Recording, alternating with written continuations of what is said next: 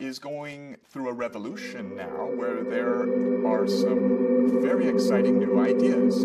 For example, 3 years ago, Juan Maldacena, one of the fathers of the holographic principle, and Leonard Susskind, one of the fathers of string theory, put out a paper that the wormholes that non-locally connect to regions of space and time that are predicted by general relativity are actually one and the same as the quantum entangled pairs that non-locally connect particles in quantum mechanics. In 2014, a team in Israel demonstrated experimentally that two particles can be quantum entangled over time, such that if you change a particle here in today, it changes a particle here in tomorrow, or here in yesterday, instantly. And we still, as humans, do not have a full picture of what this place, this reality is. That is, we have this theory of general relativity, which makes predictions, so we know there's at least something very true about it. And we have this other theory of quantum mechanics, which makes predictions, and we know it has some truth to it.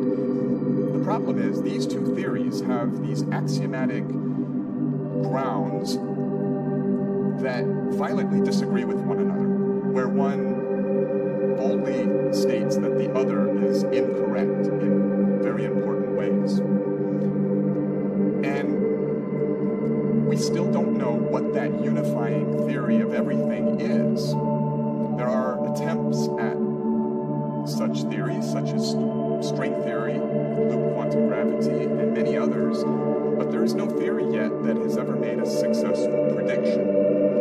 And for a theory to be respectable, it needs to make predictions, and it needs to more elegantly explain existing phenomena that other theories explain less elegantly. So we still don't have such a theory.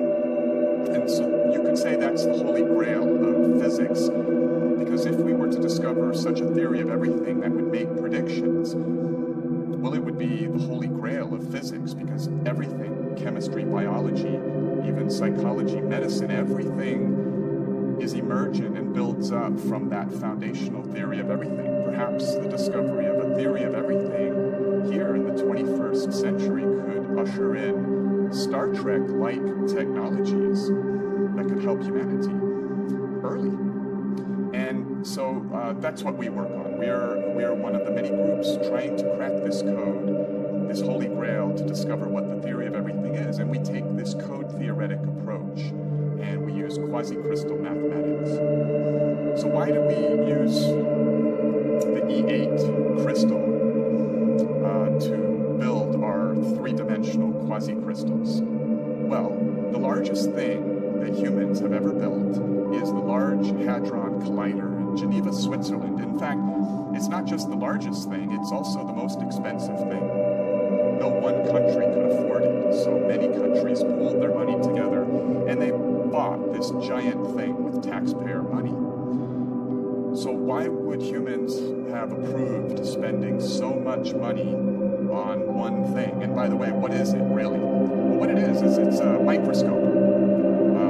It's a microscope that allows us to peer down in the direction of the pixel of reality, which is called the Planck length. So as we build larger particle accelerators and we can collide particles together at higher energies, we get a closer look at the fundamental interactions that occur at the very small scales.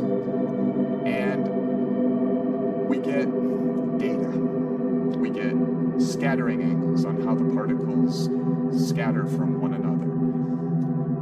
And if you take all of this data that we've gotten from particle accelerators, it builds up to a conversion table where quarks can become electrons, electrons can become photons, photons can become neutrinos, and so on. And that is called the standard model of particle physics.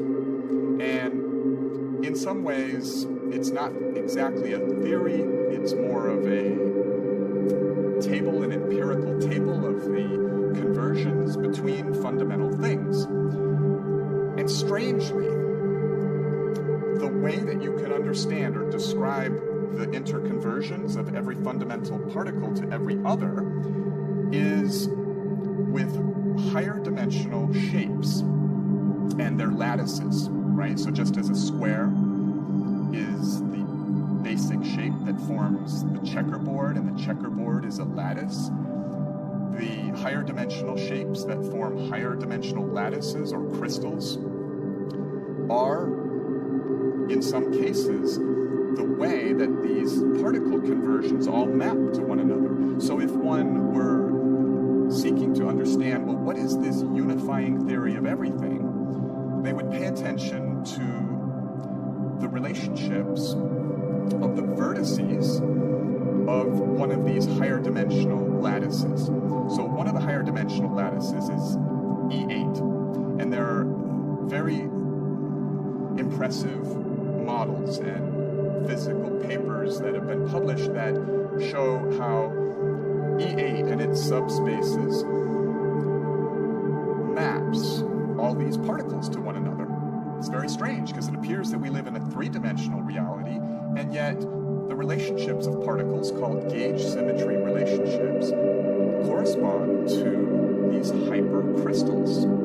So what we do is we take this hypercrystal called E8. So you can think of E8, well, if you were to take oranges and ask yourself, well, what is the most efficient way that I can stack oranges in the supermarket so that the most oranges take up the least amount of space, the densest packing? You would pack them in the typical way that you see cannonballs stacked or oranges stacked. In every place where you see an orange kiss another orange, you could make a point. And then you could throw away the oranges and then draw lines between the closest neighboring points, and you'd have a crystal called the FCC lattice. So you can do that same thing in higher dimensions. If you had an 8-dimensional supermarket with 8-dimensional oranges, you could ask yourself, well, what is the densest way to pack 8-dimensional oranges? And then you could take the place where those oranges kiss and throw away the oranges, draw lines, and then you would have the E8 lattice. And inside that, you have the E7 and the E6 lattice, etc. And these are these lattices that have been shown to correspond to the gauge symmetry unification of all particles and forces in the standard model of particle physics. So what we do is we take this 8-dimensional crystal, a slice of it, and we project it down to a lower dimension in the same way that you can project a wireframe cube using the sun to a shadow on the cement. And when we project this 8-dimensional lattice to 3 dimensions, we get a quasi-crystal. So we get a language, a code made of geometric characters in 3 dimensions that have rules. It has ordering rules. If you want to make a dynamical animation on it, you have to follow the rules. And the patterns that the animation makes are both wave-like and particle-like. And the whole thing is spatial. So the thing about projections is that with a little simple math, you can take a projection and you can decode what the higher dimensional thing is. For example, you are looking at me on your monitor, and your monitor is flat in 2D. But you are an instant decoding machine. Your mind extrudes out what you see in 2D to build a 3-dimensional model in your mind. So when you watch a movie, you are experiencing the information of a 3-dimensional situation. You perceive characters having depth on their faces. You perceive the nose being at a different place in 3-dimensional space from the ear.